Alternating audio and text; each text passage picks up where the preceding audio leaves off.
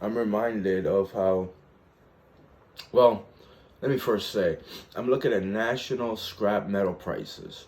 And it's the uh, national price, national average, well, the national norm of prices for metals.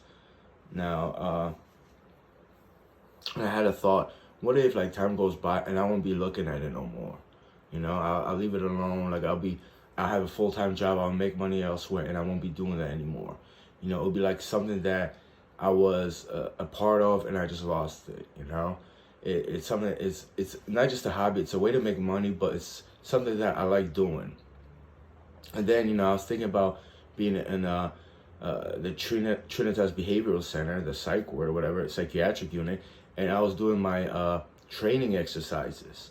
I started doing exercise with the towel. I started doing a kata. I started doing certain movements, and became like a thing I would do.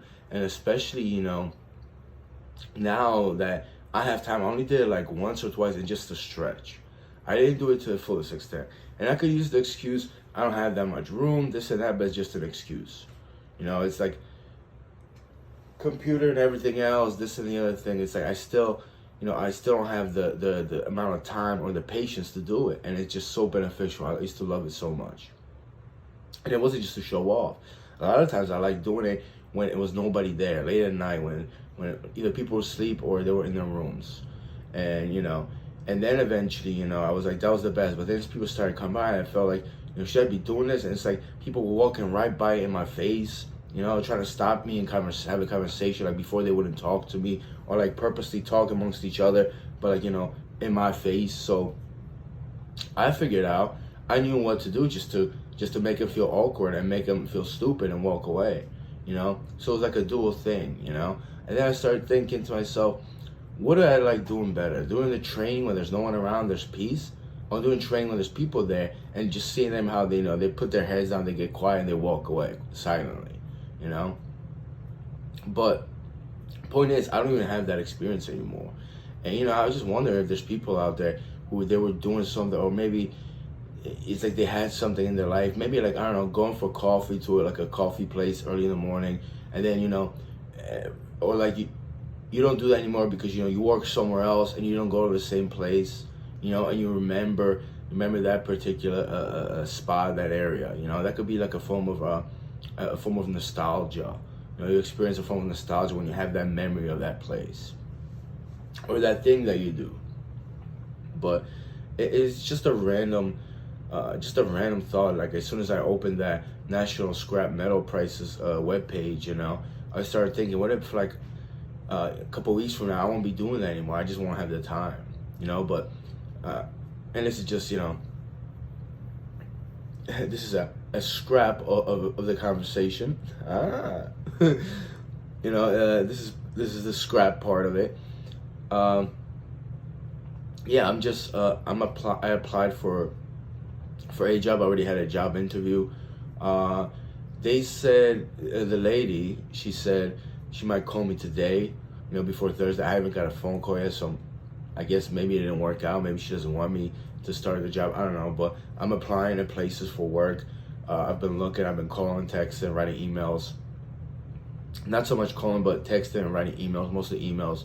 So, and I'm looking for part-time. But even with a part-time job, I don't want to fall to the same category of, conformity and just, doing 40, 50, 60 hours a week and, just collecting paycheck, coming home tired, this and that, and just having like 1 or 2 days to myself.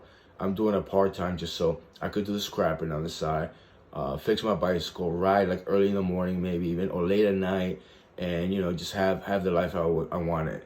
But, put some money in my pocket in a steady kind of way. So that's the scrap part of the conversation or the video. But just food for thought, nostalgia sets in every once in a while. And, it's like the things that we were accustomed to doing was part of our everyday, or things where we were so attached to, just dwindle away.